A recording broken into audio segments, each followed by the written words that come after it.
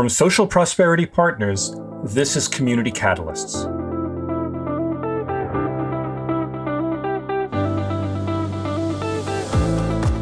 Welcome to Community Catalysts, the podcast that examines the qualities of community leadership and the many paths and forms it can take. I'm your host, Matt Lehrman. From 2011 to 2015, Otis White and his company, Civic Strategies, produced a podcast in partnership with the Georgia Municipal Association, in which he set out to learn lessons from all sorts of people responsible for leading their communities to significant achievements. As may be immediately obvious, Otis's work is very much the inspiration for this entire Community Catalysts podcast. Otis is now retired, and he's still a leading authority and thought leader on community decision-making and civic leadership, and I'm honored and grateful for his friendship. His podcast episodes aren't available anywhere else, so I'm thrilled for his permission to re-release his interviews here, where they can be instructive and inspiring to new generations of community leaders. In just a minute, we'll play an episode in which he sits down with Scott Tigchelaar, the president of Raleigh Studios Atlanta, about how businesses can work with cities successfully. But first, I sat down with Otis recently and asked him to share some historical perspective about the work of community decision-making. I go around the country and I speak to a lot of municipal leagues, and I've been asking this question of attendees at municipal league conferences all over the country. I ask the attendees to fill in the blank, and I use technology so I can capture all of the answers quickly. I ask, civic engagement in my community most often leaves people feeling blank. And the most common answers that I receive from mayors and council members and city managers are frustrated, angry, and confused. So first, I want to tap into your historical knowledge. Do you think that the answer would have been different if I was asking that question 25 years ago or 50 years ago? Or is that frustrated, angry, confused really unique to our present times? Well, the difference between now and maybe 50 years ago is that we have written into law that the citizens have to be heard. And we haven't written in the law what makes the citizen voice effective. And so it's good that we're asking people. We give time at city council member for public comment. We have public hearings, but we're doing this in the worst possible way. And that's the source of frustration. It's not that we're giving them a voice. That's not the problem. It's the way we're giving them a voice. That's the problem. Tell me more about that. What is the failure of giving them the voice that we need to recognize? The failure is we're not asking them what they're experts in. Asking me my opinion of 3 different designs of a building is useless. I'm not an expert on building design. And so a lot of what we do is we ask people to pretend that they're experts in things that they're not expert in. So we have to ask the questions that they truly are expert in. And the 2 things they are most often the only experts in is, what kind of community do I want to live in? And what does fairness look like? Everyone can define fairness. What's a fair process look like? So you can ask those questions and people will be enormously satisfied. And then if you just simply keep them involved in it as you begin to work through on your plans and you're checking back with them and you're saying, here's where we're taking the ideas we got from you. We have a process of capturing and doing something with these ideas. I don't think you're going to find frustration. I think you're going to find enormous love and gratitude by the citizens. At least that's been my experience. You touch on something that I feel very strongly about as well, and I'm not even sure that I've articulated this very clearly. Let me bounce it off of you. We make a lot of effort towards inclusivity right now. It is a responsibility in a democratic society that we are not just welcoming, but that we are meaningfully inclusive of lots of different people who 25, 50 years ago might have easily been excluded from community decision making. The cliche would be to say that it's a blessing and a curse, but I don't want to call it a curse. It is a blessing for sure that there is inclusivity, but it's not a curse. There is a cost, however, and the cost is that we need to get better at doing something with all the inclusivity that we're generating it. And if we're inviting comments, but as you say, it's not about their expertise, or we're not listening to them in a way that's meaningful, or not making them feel satisfied with that, then we are not doing the job of actually being inclusive. Does that resonate for you? It does. And there is a very simple technique that will improve almost every one of these situations. And it's because people don't want to just talk. They want to be heard and understood. So the simple technique is this: let someone talk and then repeat back to them what you think you heard them say. And there is a certain respectfulness about that. What I think I heard you say, Matt, was, and then repeat back in your own words what they said. And that will do more to build goodwill than almost anything else you can do. Also, it doesn't hurt if you write it down in some very physical way so that they can see, I said something and it's up on the wall now. Again, this is not about talking. It's about being heard and understood.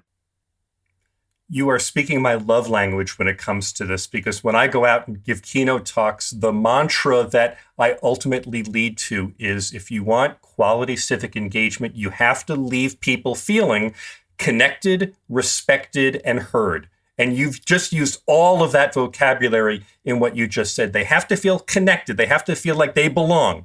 They have to feel respected. I love your technique of repeating back. They have to know that it mattered that they were there, that they took the time and made the effort. And they need to know that they were heard. They need to know there was a meaningful implication and consideration. But Otis, let's make sure. That doesn't mean that the decision is ultimately going to be in the favor of everyone who came in arguing a position. But the theory is that if they're connected, respected, and heard, they may leave having lost that battle, but they won't feel discouraged that the process somehow was unfair or shut them out. I think most people in a democracy understand they're going to sometimes vote for losing candidates. And sometimes the ideas they advance will not just simply not go anywhere. That's okay. But they don't want to be ignored. The only other bit of the citizen engagement thing that I would add is we need to get better at turning a cross section of the people out. There are people who are sort of professional gadflies who will come to anything and complain.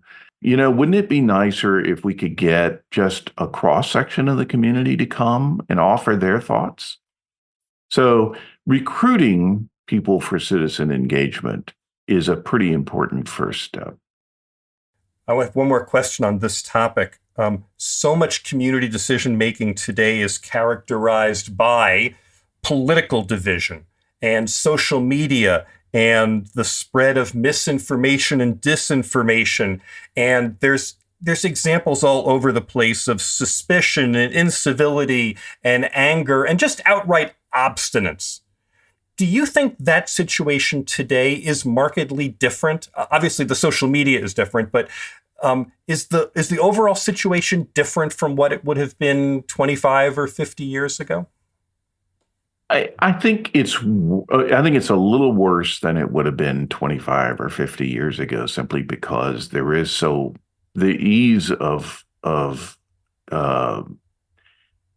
I think two things. The ease of spreading bad ideas is so much. It's so much easier to spread bad ideas than it was then. Secondly, there seems to be some profit in dividing people. I don't understand how it becomes a business model to make people angry at one another, but it somehow has become a business model. Well, isn't it true that from social media and local newspapers, it's all click driven? So the more people who click on it and the longer they spend on your site, that's what's being monetized. So you're monetized for the outrage and the attention that you get rather than the substance of what's actually being discussed. Yes, I mean, and it's disturbing. I'm not sure, but this is a supply and demand problem as well.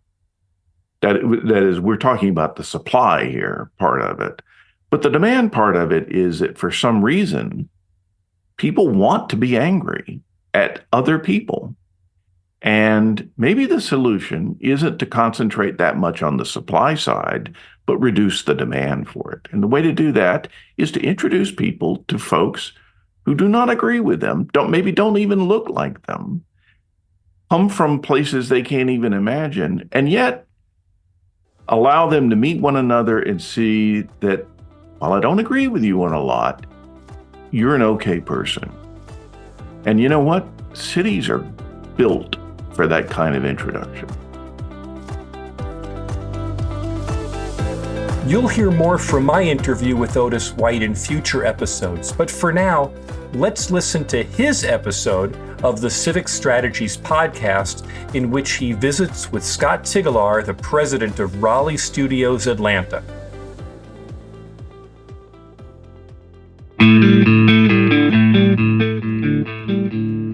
Hello and welcome to Civic Strategies, a podcast about cities and their leaders produced in cooperation with the Georgia Municipal Association. I'm Otis White. On our show today is Scott Tigchelaar, the president of Raleigh Studios Atlanta. And yes, you heard that right. He is the head of a television and movie studio that's located in the small town of Sonoy, about 25 miles south of Atlanta. If you haven't heard of Raleigh Studios or its predecessor, which was called Riverwood Studios, perhaps you know some of the projects that have been filmed here, from Fried Green Tomatoes back in 1991 to a hit TV show about zombies that's playing today called The Walking Dead. From the time Scott's uncle set up the studio in 1988 until now, the nice thing about its location was that it was in a classic small town, a place without Waffle Houses or Walmarts. It could be from any time period in the past 100 years.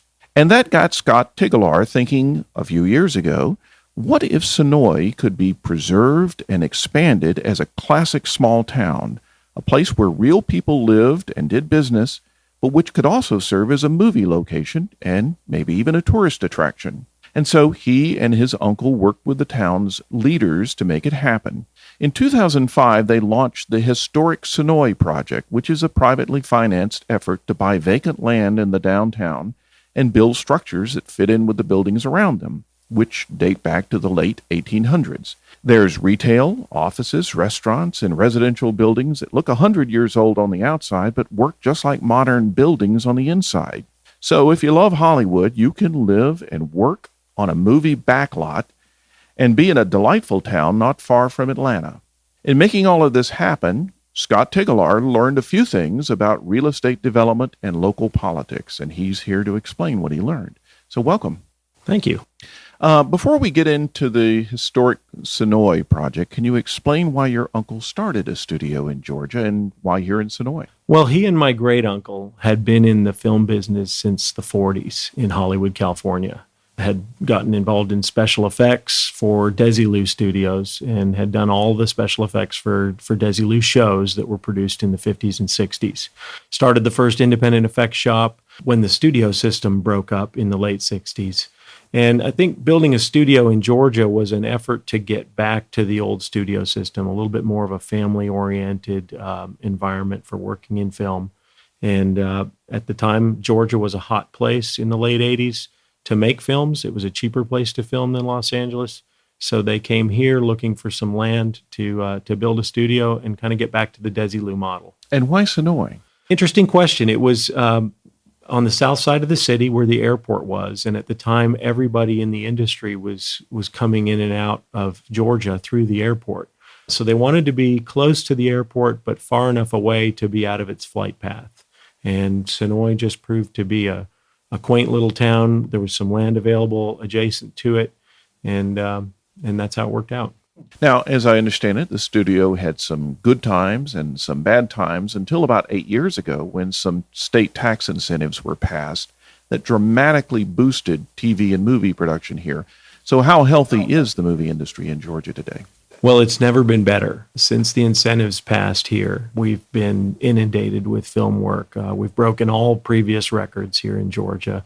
Our studio is booked solid for the next 2 years, and I probably get 2 calls a week from other productions who are looking for space here in Georgia. To put it in very simple terms, movies tend to be shot in studios, that is, in those big self-contained buildings, and on location, which is basically outside. And you've always done some location work in Sonoy, but when did it occur to you to bring the two things together to preserve and expand a town that could serve as a permanent movie location? Well, for years we'd had the benefit of using Sonoy as our backlot. It hadn't changed much over those years because it was all the commercial property in town was held by about 5 different families who wouldn't sell any property to anybody, and they didn't want anything to change. That all changed about 6 years ago when one family had to sell some property. And that started a little bit of a domino effect. There was a developer for a dollar store that was looking at buying it, and that kind of shook the town to its foundations. So we stepped in, sat down with all the families, and asked them if they would be willing to trust us, based on the relationship we'd developed over the years, to sell us their property at fair value, their vacant property, and keep their buildings. And we committed to them that we would fill in those vacant lots with period infill, bring restaurants and shops to town, and maintain the quaintness that they had worked so hard to protect over the years. So these were the landowners, but what about the leaders in the town, the elected officials and other folks? What did they think of the idea, and what did the citizens think of it? The leaders of the town and the citizens had always enjoyed the film business being here when it was here. The film business always seemed to appreciate about Sonoy what they were trying to protect about Sonoy. And so that made them feel good. That was a compliment to them. And they liked the fact that Fried Green Tomatoes and other films had been shot here. So that was becoming Sonoy's persona. So they welcomed it. In fact, our mayor and council were more cooperative in helping us to rezone some property and develop a master plan for the redevelopment of this town, more than we could have ever asked for. Now, you of course brought the private money, and you asked for some rezoning. Was there anything else that you needed from the city in order to do the infill? You know, you always, when you're doing development, and especially in a historic downtown, you're going to run into unforeseen challenges. And the city has always been there since we started this project to help us overcome those challenges, whether it's a variance or a rezoning or just staying enthusiastically behind our master plan for this town. We couldn't ask for better cooperation. Sonoy is a charming and maybe unique place, but there must have been somebody who didn't like this. And how did the opposition take place, if you had any? It was minor. I could probably count on one hand the number of people who were opposed to any change going on in Sonoy. But I think the challenge they need to understand is that you can't stop change. All you can do is shape change. And Sonoy was dying economically, and they didn't like that either. You know, they didn't like that it was dying. They don't like that it's busy now. Some people are just impossible to please. But by and large, people are pretty happy with it? Absolutely. I mean, we've maintained the historic integrity of the town. We've brought in great, unique restaurants that are non-chain restaurants, shops that are non-chain shops. And Sonoy's thriving again. And I think people enjoy that, not only as a quality of life issue, but also as a property value issue. I mean, they have invested their hard-earned money in a home here. They've raised their families or are raising their families here, and we've improved the quality of life for them. Well, what happened in Sonoy is pretty unique. Not many towns have a movie studio in their backyards, but there are lots of companies that could work with communities to create something that would benefit both the business and the town. So if you were to advise a business person on how to propose a big idea to a city, what would you tell them to do? Well, that's a good question. One thing we did was we looked at our goals and looked at how the city's goals overlapped with our goals. And wherever that overlap occurred, that's where we focused our effort. I mean, it's an overused phrase, but we tried to focus on a win-win strategy. When you have the best interests of not only yourself as a business, but the community you're in, I think it opens doors and gets people on your team. Let's turn that around. Let's say you were a local elected official in a big and important business, propose something that could change the city in some fundamental way. What would you want to know before you said yes to that idea? That's a good question. And I think some of the same philosophy applies, finding out what the business's goals are and what will benefit them the most. And then, sort of intertwining those with the city's goals and making sure that both get taken care of going forward. I think that ultimately ends up giving both sides the best solution. Well, thank you. My guest has been Scott Tigchelaar, the president of Raleigh Studios Atlanta, located in Sonoy, Georgia, talking about how businesses can work with cities successfully. This has been Civic Strategies. I'm Otis White. Thanks for listening. Again, my sincere thanks and appreciation to Otis White for making his Civic Strategies podcast available for listeners of Community Catalysts. You'll find a link to his Civic Strategies website in the program notes, and I encourage you to make good use of the wealth of insights and resources he still offers there. This episode was produced by Kerry Lengel and edited by Nick Living the Dream Tantillo. Jenna Maisel is our production assistant. Our executive producer is John Little. I'm Matt Lehrman of Social Prosperity Partners. If you have a question, a comment, or a story to share, reach me at 602-688-2724 or podcast at socialprosperity.us. I'd love to hear from you. We'll be back soon with another Community Catalyst.